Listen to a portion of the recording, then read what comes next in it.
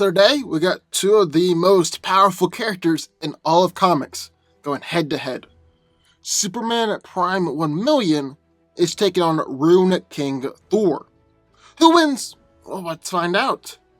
So, right off the bat, the format for this video is going to be a bit different. Because while we usually talk about each of the characters and their respective powers and abilities, then get into the breakdown, today we're just going to dive straight into the breakdown. Don't worry, we're still going to talk about these characters and figure out how powerful they are, and explain away any misconceptions surrounding them. It'll just be in the breakdown. I really don't want to be repeating myself too much here. So just, who is Superman Prime 1 million? Well, he's the infamous Superman from the 853rd century, spending most of that time in the sun, and is extraordinarily powerful. However, while he is incredibly powerful, there are a lot of misconceptions about just how powerful he is. I mean, I've seen it speculated that he is omnipotent, omniscient, immortal, possesses godlike strength and speed, and is able to create life and be immune to all attacks. I've actually even seen it proposed that he's second to the presence himself. Well, that's just not true. So before we get into the breakdown, we first have to figure out just what Superman Prime 1 million is capable of. And we'll do that by taking a look at some of the claims made about him. It's been said that he recreated Lois Lane, giving her a new powerful and godlike body. Well, this isn't true, considering the comic itself said that a fifth-dimensional imp was the one to use a sample of Lois Lane's DNA to recreate her alongside Superman Prime 1 million. He couldn't have done it on his own. There's a claim that he created his own universe, but that mostly just comes from the fact that Superman said, "Welcome to my universe." In no way does this mean that he created his own universe in really any shape or form. In this scene, Superman Prime 1 million was talking to Adam, who had just passed through an interdimensional bridge from a separate universe that had been destroyed.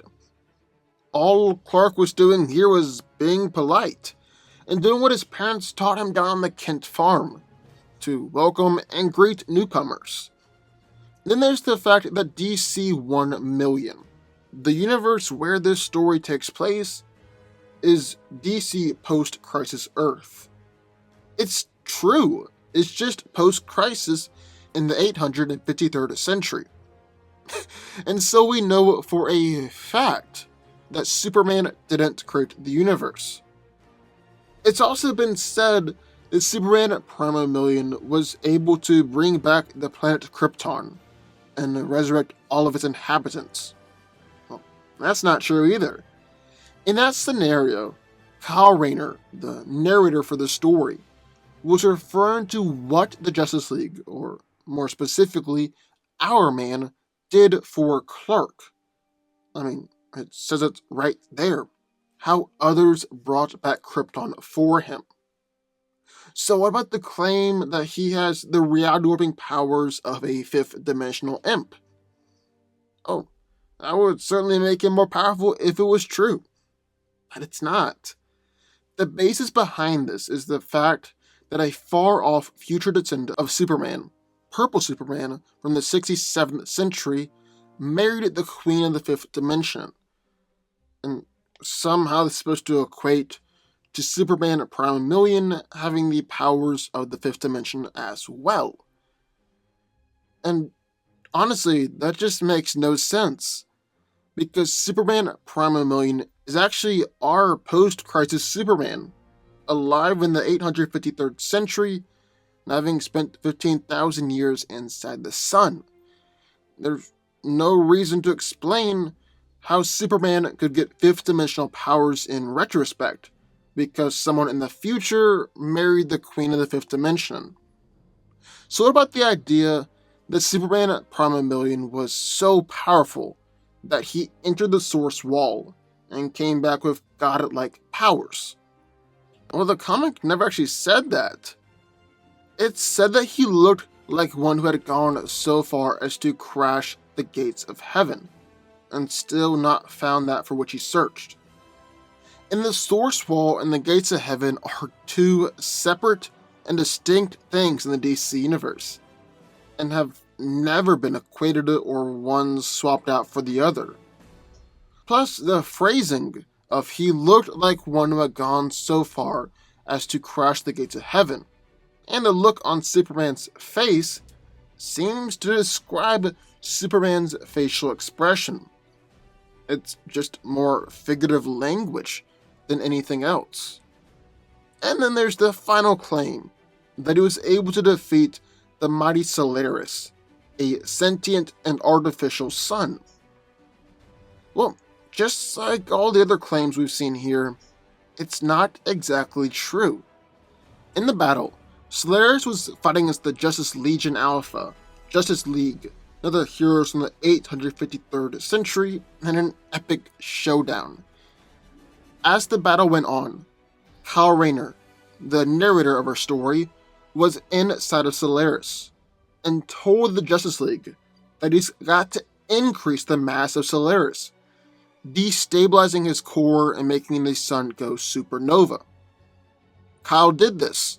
Solaris was blown up, and him and Kal Kent, Superman 1,000,000, contained the blast.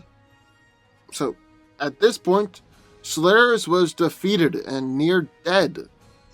And it was then that Superman Prime 1,000,000 came out of the sun with his Green Lantern ring to finish off the essentially already defeated Solaris.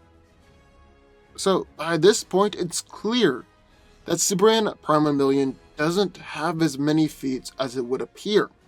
And he's definitely not the god that some people make him out to be. But Superman Prime 1,000,000 is still definitely impressive. And believe it or not, he has a ton of feats. Because remember, Superman Prime 1,000,000 is our Superman, only after sun dipping for 15,000 years. And after only sun dipping for a few minutes, Clark is exponentially more powerful, able to take on Imperex and Brainiac alone, and push and destroy Warworld.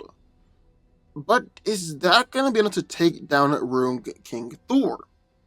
Well, once again, that raises the question of just how powerful Rune King Thor is, looking past all the hype and fanfare around the character.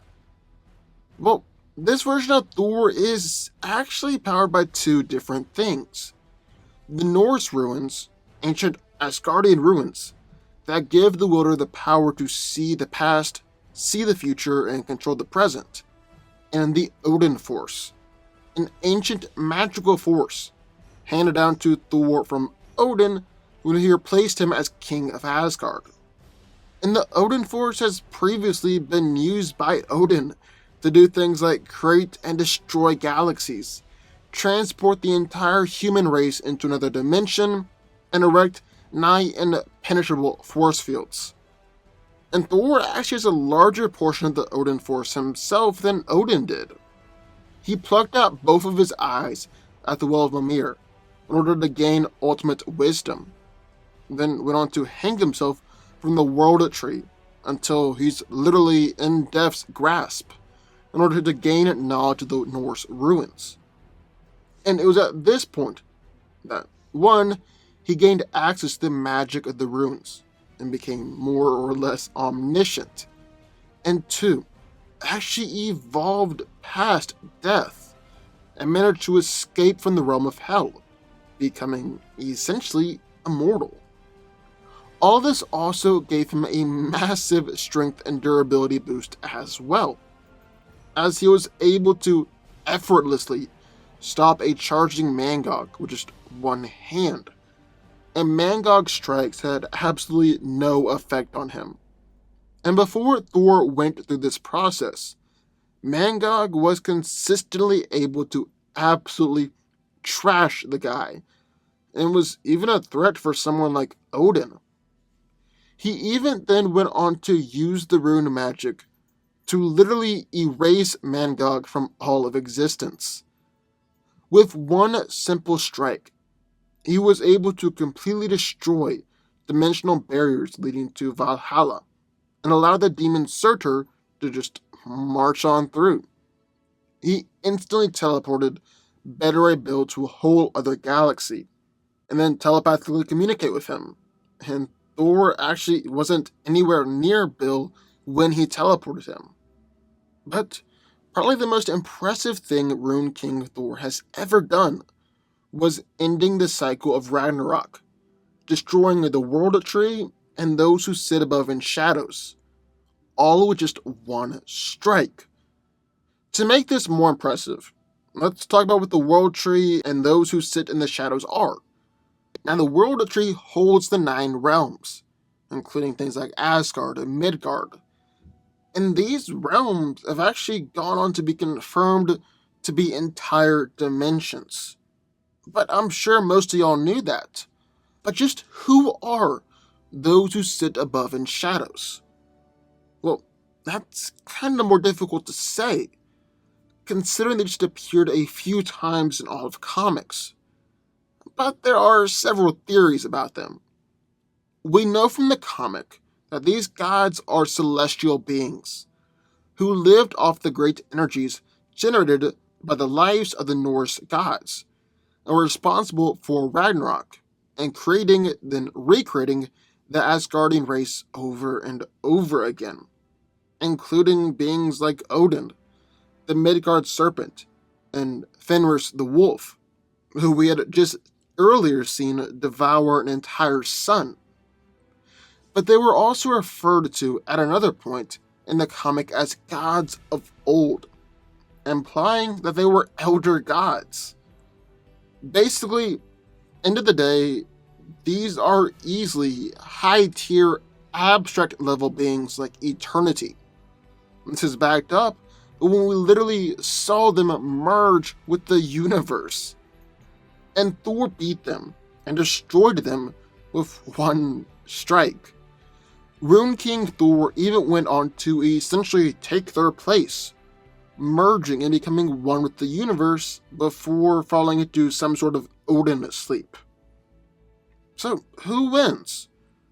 Well, I think that should be very clear when we look at what these heroes have actually done in their comics, ignoring all the hype and legend surrounding them.